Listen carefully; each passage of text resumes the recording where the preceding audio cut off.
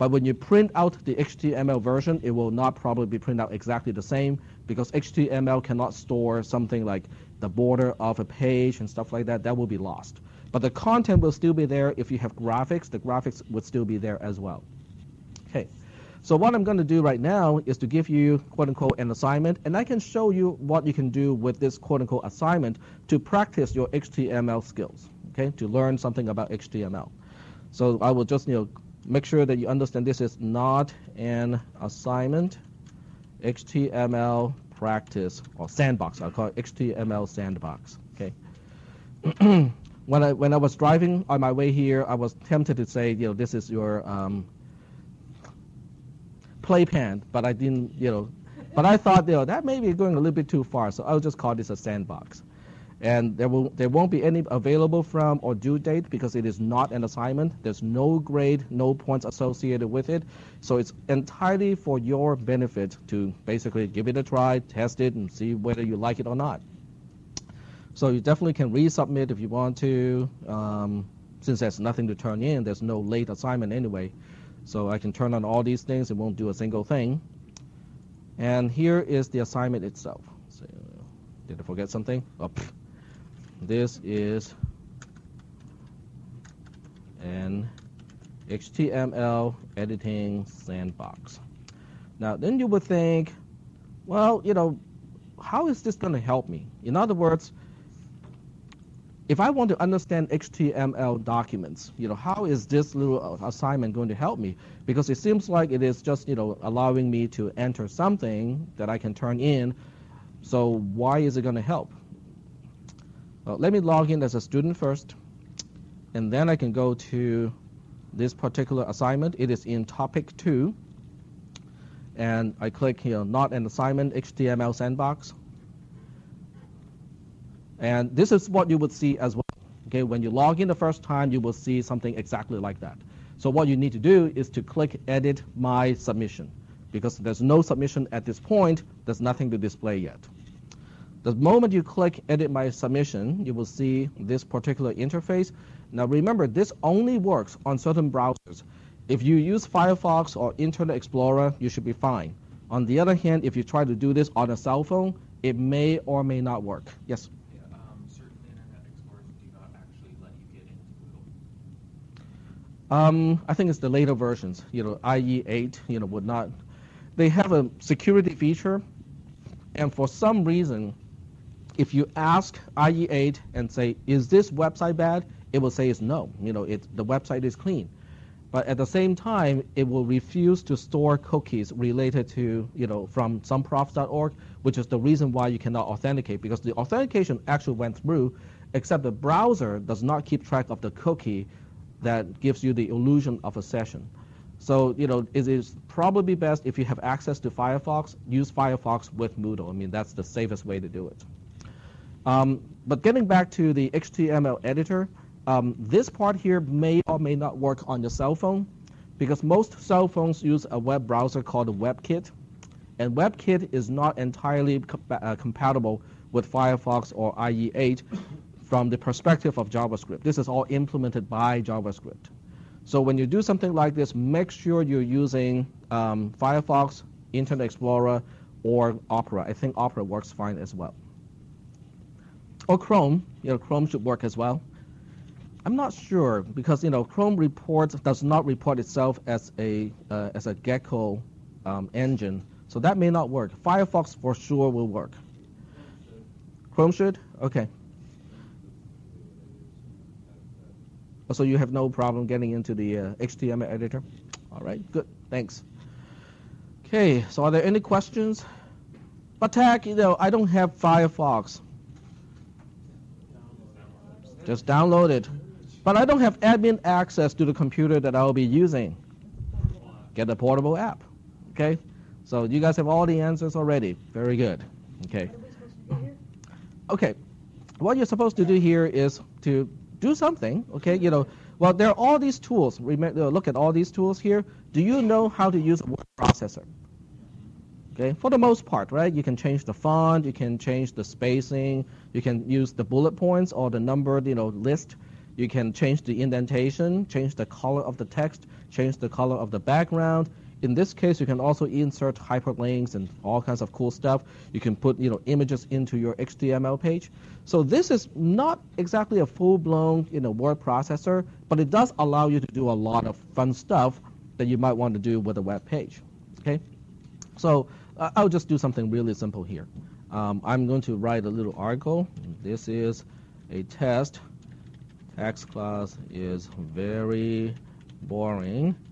I am just about to fall asleep. I think I'll pass this class even when I am I think I'll pass this class in my sleep. Okay. So let's just say that at this point, somebody says, well, I want to kind of make it a little bit more multimedia, and so that people get the message. Okay. So the first thing you want to do is to change the heading of this stuff here. So you can see this is more or less a what you see is what you get type of editor, otherwise known as WYSIWYG. It's just the first letter of what you see is what you get. I think that term is in the textbook as well. And you can go to, Google Images. Okay, so you go to google.com, go to Images, and search for dozing off in class. Okay, so, let's say that, well, fantastic pictures. Okay, I think I can add, to this collection, if I turn on my webcam during the class, whenever somebody falls asleep, I just walk over and silently take a picture and upload it. I think I can have a pretty good collection of, people falling asleep in the class. So let's just say that this is the one that I like. Okay, so I would just right-click on it and say save link as, and it's not going to save it. I guess I have to click open the image first. Okay, take that away. And where's that bitmap? It's over here. So I can say copy image location. Now, when you use something like this, okay, when you look at an image online and you say, I want to use that image, okay, the first thing you want to do is to check the copyright of that image. Because just because it is on the web and just because you can download it doesn't mean that you have the right to use it in your own stuff. Okay, so that's the first thing you want to check, is whether it is copyrighted or not. So that means, you have to be very careful when you do something like this. And what I usually do is I copy the image location. In other words, I do not keep a copy of the image on my machine. And instead, I just, look at the link of the image. And in my document here, if I want to make my document, look kind of nicer with pictures, I would use this little tool here that says Insert Image. Insert Image will let you enter the URL or the Universal Resource Locator, and I will just paste the link to that image. Okay. In other words, I never store the image on my server. I'm only referring to the original image. Even doing that can violate copyright laws. Okay. So you have to be very careful when you do something like that. And what is the alternate text? Can you get into trouble when you do not enter anything for alternate text? It depends on what you're doing, okay? If this is a personal page and people do not have to access it and no one paid you to have this material up and running, you'll probably be in the clear, especially if this is not government related and stuff like that. Because guess what? Everything that the government does is funded by whom? Supposedly taxpayers, right? Okay, because a lot of that is funded by corporations and whatnot. But oh wait, that's only campaigns, not the actual stuff that the government do. Okay, I stand corrected. Okay, so with the government, any type of research result, any type of report, any type of publications, guess what? Every single one of you here, as long as you have paid taxes at one point or another, you have rights to that material because you paid for it. Okay, so how does that have anything to do with the alternate text here? Okay, go ahead. You have to state that you are using that image from another site. Not exactly. Imagine that you cannot see, that you are, visually impaired. Okay. Can visually impaired people go online and look for information? Yes, they can. They can actually do it very effectively. Okay. Not only can they do it, but they can do it very effectively, especially when documents are mostly text-based. They can actually read the text. They have screen readers that will just read out the content of a web page. So they can actually access information on the web almost as effectively as people who are not visually impaired. But when it comes to images, then there's a problem, because the web browser combined with a screen reader will only say that, oh, there's an image here. But what is the image about? Okay, if the image is crucial to the content of the publication or the content of the document, then the blind person will be missing a whole big chunk of the content of the document, and that's not good. Okay, this can get a company sued. Okay, I will explain that a little bit later. So what you need to do is to use the alternate text tag to basically describe the image. What is that image describing? Okay, what is in that picture?